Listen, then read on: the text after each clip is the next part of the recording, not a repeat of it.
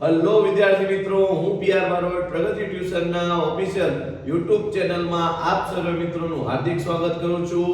આ વિડિયોની અંદર આપણે ધોરણ 10 ગણિતના મહત્વપૂર્ણ ચેપ્ટર નંબર 2 બહુપદીઓ વિશે ચર્ચા કરવાની છે. અગાઉના બે વિડિયોની અંદર આપણે બહુપદીનો અર્થ, પ્રકારો તેમજ સુરેખ બહુપદીની કિંમત વિશે ચર્ચા કરી હતી અને આ વિડિયોની અંદર આપણે સૌથી અગત્યનો પોઈન્ટ એટલે કે આ ચેપ્ટરનો સૌથી અગત્યનો પોઈન્ટ દ્વિઘાત બહુપદીના શૂન્યની કિંમત વિશે ચર્ચા કરવાની છે. તો ચાલો શરૂ કરીએ. તો સૌથી પહેલા તો આપણને ખ્યાલ હોવો જોઈએ કે દ્વિઘાત બહુપદી કોને કહેવાય. તો અગાઉના વિડિયોમાં કીધું હતું એમ કે જે સમીકરણની મોટામાં મોટી ઘાત 2 હોય અથવા તો જે બહુપદીની મોટામાં મોટી ઘાત 2 હોય એને આપણે દ્વિઘાત બહુપદી કહીએ. તો તમે અહીં જોઈ શકો છો કે અહીંયા x ની કેટલી ઘાત છે વિદ્યાર્થી મિત્રો? 2. અહીંયા x ની કેટલી ઘાત છે? 1. પણ મોટામાં મોટી કેટલી છે? 2. તો આખા સમીકરણની મોટામાં મોટી ઘાત કેટલી કહેવાય? 2. તો આને આપણે શું કહીશું? દ્વિઘાત સમીકરણ કહીશું. હવે આ દ્વિઘાત સમીકરણનું આપણે શું મેળવવાનું છે? શૂન્ય મેળવવાનું છે. તો એટલું બધું અઘરું નથી અને એટલું બધું સહેલું નથી. જો ધ્યાન આપશો તો સરળતાથી આવડી જશે. તો ચાલો ચાલુ કરીએ. તો સૌથી પહેલા તો આપણે કોઈ પણ સમીકરણ એટલે કે કોઈ પણ બહુપદીનું શૂન્ય મેળવવું હોય તો સમીકરણ બરાબર શૂન્ય લેવા પડે. શું લેવું પડે વિદ્યાર્થી મિત્રો? સમીકરણ બરાબર શૂન્ય લેવા પડે. તો ચલો લઈ લેવીએ. સમીકરણ શું છે કે 4x નો વર્ગ વત્તા 8x વત્તા 3 બરાબર 0 લઈ લીધા વિદ્યાર્થી મિત્રો આપણે. ચલો બીજું સ્ટેપ શું કરવાનું? તો x વર્ગના સહગુણકનો. કોનો વિદ્યાર્થી મિત્રો? x વર્ગના સહગુણકનો અને અચળ પદનો. તો x વર્ગનો સહગુણક કોને કહેવાય?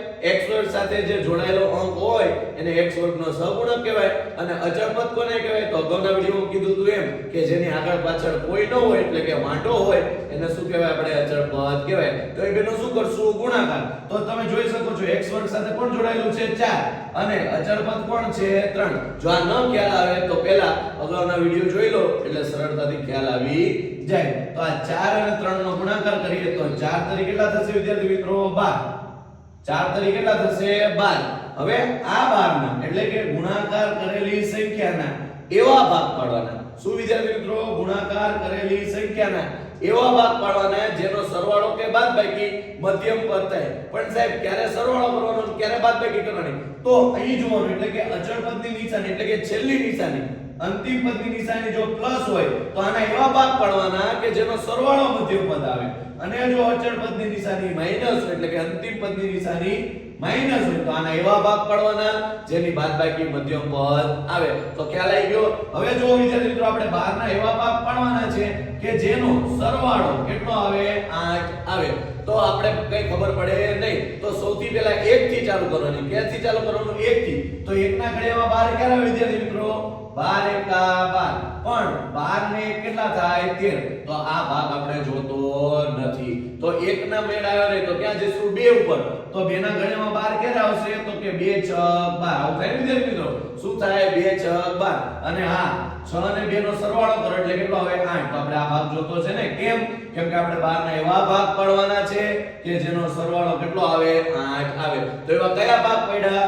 6 દુ ને 12 અથવા તો 2 6 12 એ ભાગ પડ્યા જેનો સરવાળો કેટલો આવ્યો? 8 આવ્યો. તો અહીંયા જે આપણે જે આ તીર બનાવ્યા છે ત્યાં આપણે બંને અંક મૂકી દઈશું. હવે યાદ રાખવાનું કે જે મોટું હોય ને એ પહેલા લખવાનું, નાનું હોય એ પછી. તો મોટા કોણ હતા? 6 અને નાના હતા 2. શું હતા વિદ્યાર્થી મિત્રો? મોટા 6 હતા એટલે પહેલા લખ્યા, નાના 2 હતા એટલે પછી લખ્યા.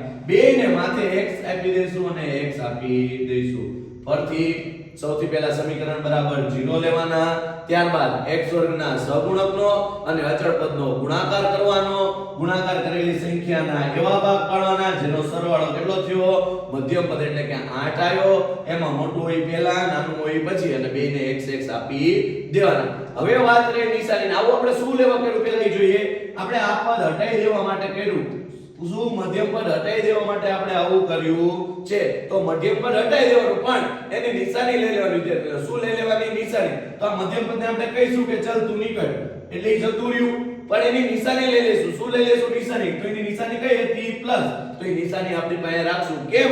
કેમ કે નિશાની આપણને કામ લાગવાની છે. તો સાહેબ ક્યાં કામ લાગવાની છે? તો જો કે જ્યારે આપણે આને એવા ભાગ પાડ્યા હોય કે જેનો સરવાળો મધ્યમ પદ આવે. શું આવે? સરવાળો મધ્યમ પદ આવે ત્યારે એની પાસેથી જે નિશાની લીધી ને બે દઈ દેવાની. કોને દઈ દેવાની? બે. તો આ 6 ને પ્લસ દઈ દેવાના અને આ બેને પ્લસ દેવાના. પણ ક્યારે? કે જ્યારે સરવાળો કર્યો હોય ત્યારે. જે નિશાની લીધી ઈ કોને દેવાની? બે જે અંક હતા, જે બે ભાગ પાડ્યા એને નિશાની આપવાની. પણ ક્યારે? જ્યારે સરવાળો કર્યો હોય ત્યારે બંનેને કઈ નિશાની દેવાની? જે મધ્યમ પદ પાસેથી લીધી હતી ઈ નિશાની આપી દેવાની. તો ચલો આગળ વધીએ. હવે શું થશે જોજો વિદ્યાર્થી મિત્રો.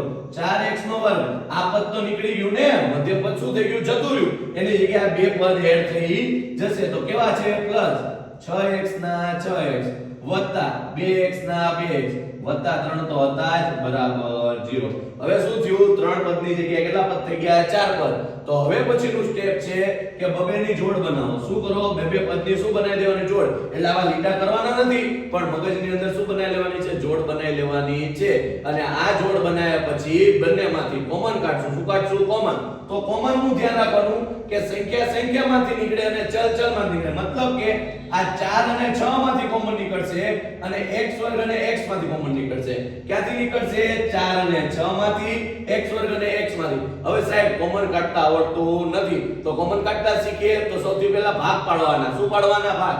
જો અહીંયા પાડી આપણે 4 ના ભાગ શું પડે વિદ્યાર્થી મિત્રો? 2 દુ 4 અને 2 ના ભાગ શું પડે? 2 એકા 2. એવી રીતે 6 ના ભાગ પાડો. 2 તરી 6 અને 3 એકા 3. શું પડશે?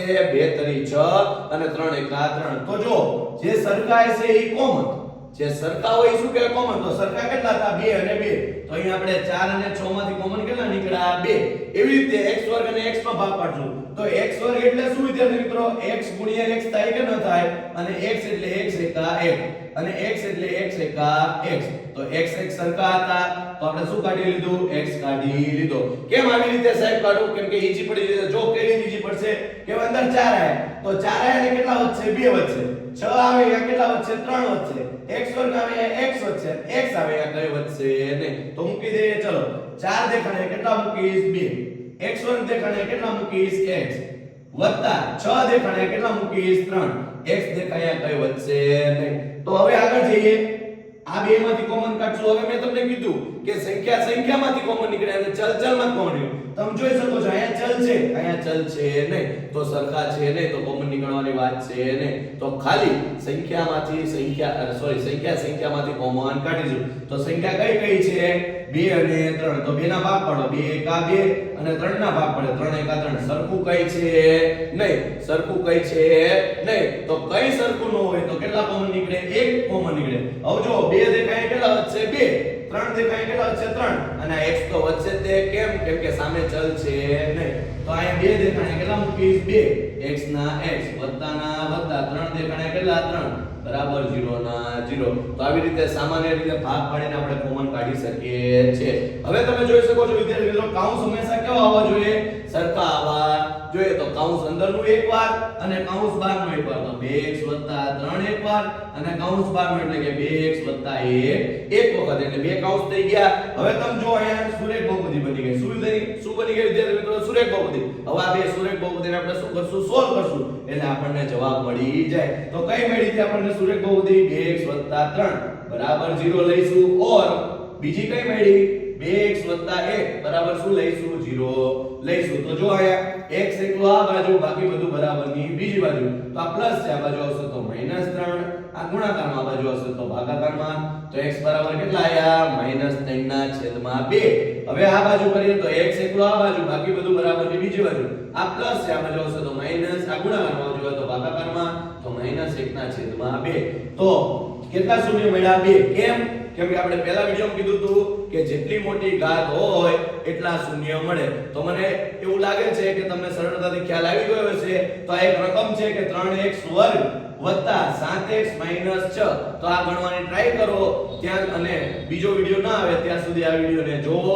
ગમે તો લાઈક કરો, શેર કરો અને પ્રેમથી પ્રગતિ ટ્યુશનને સબસ્ક્રાઇબ કરો.